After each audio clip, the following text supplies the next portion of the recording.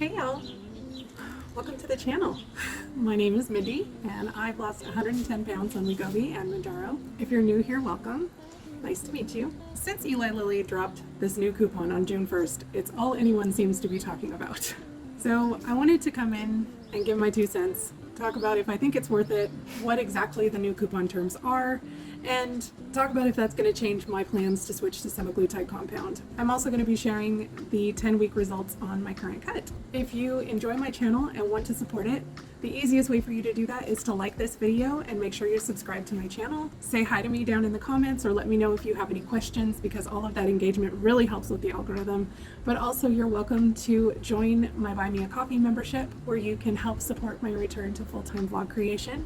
Thank you so much to all of my new members. I really appreciate you so very much. So let's talk about this. First, I want to talk about the new coupon terms, because there seems to be a lot of confusion regarding what exactly the terms are, what qualifies you, what doesn't qualify you.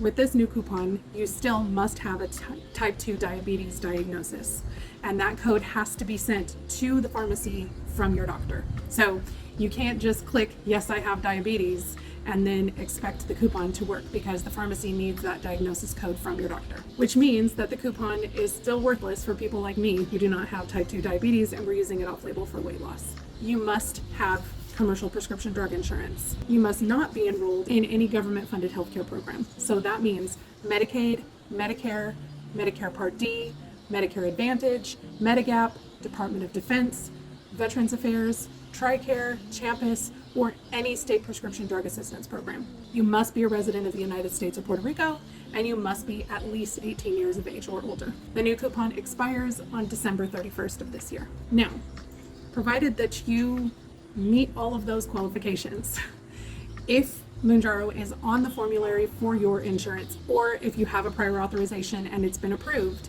then you will only receive a $150 per 28-day supply discount. That's $150 for a 28-day supply, $300 for a 2-month supply, or $450 for a 3-month supply. There's a yearly max of $1,800, which means you can get up to 12 refills before December 31st. And I believe, as with the other one, you can get your refills every 3 weeks. If your insurance does not cover Mounjaro, and or if you have a prior authorization but it was denied, then you get a $575 discount per 28-day fill.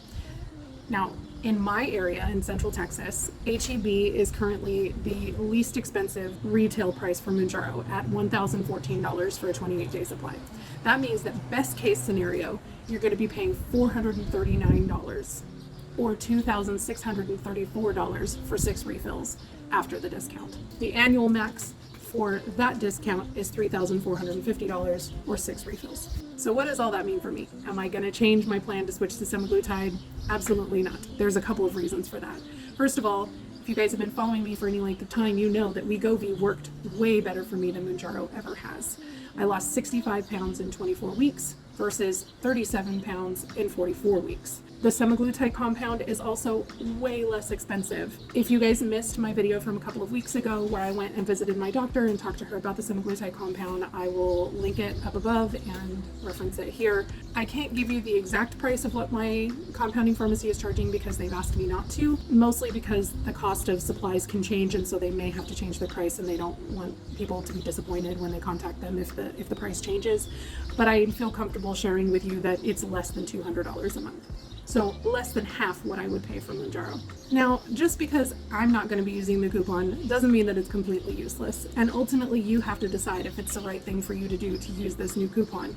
If you do have type 2 diabetes and Mounjaro is working for you, you just need to decide if the price is worth it for you. If you don't have type 2 diabetes and you can't afford retail, then it's time to look into other options. Compounds, going it on your own.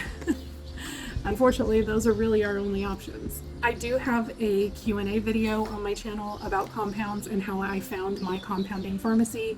I do recommend using a local compounding pharmacy rather than going through an online one if you have that opportunity, mostly because a lot of online compounding places or online places selling peptides, they are for research purposes only and not intended for human consumption. So please be careful with where you're getting your compound from. There are a lot of people that are taking advantage of how expensive these drugs are. Keep in mind the price point that they're charging and what I'm paying.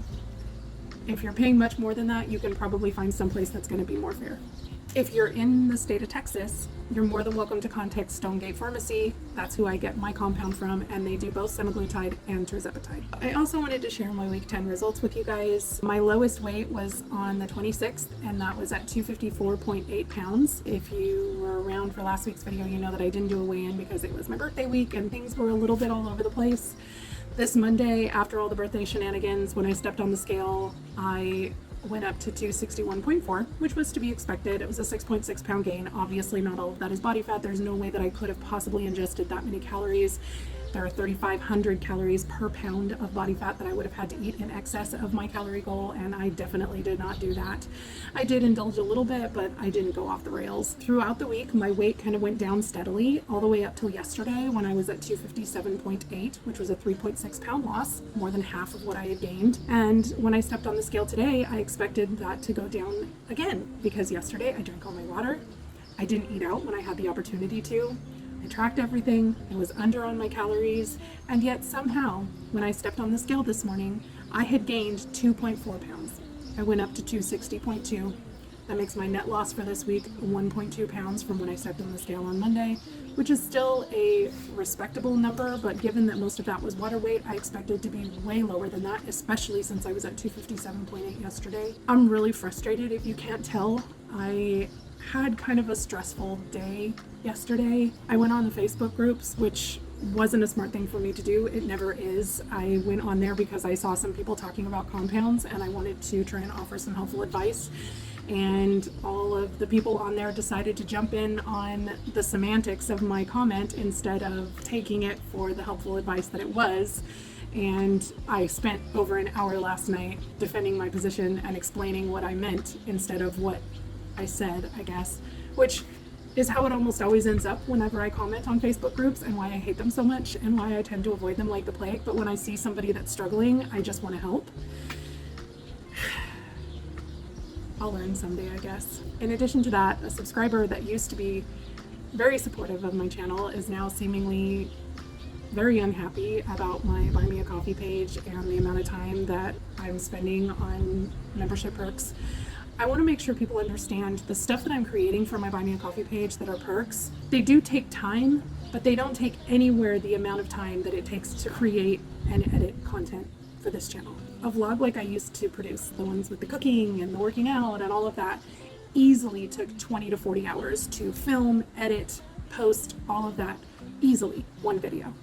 The kind of stuff that I'm creating for my membership page in order to try and make it worth it for you guys to want to support my content, they take 10 to 20 minutes a piece. So I don't want you guys to think that I'm, being irresponsible with how I'm spending my time and that I'm just all of a sudden taking all this time that I could be taking creating videos and creating content and just spending it on trying to make more money from you guys, because that's definitely not what I'm doing. I just don't have the kind of time that it would take while looking for work full time and trying to learn a new skill to create those types of videos anymore, no matter how much I wish I could make it happen.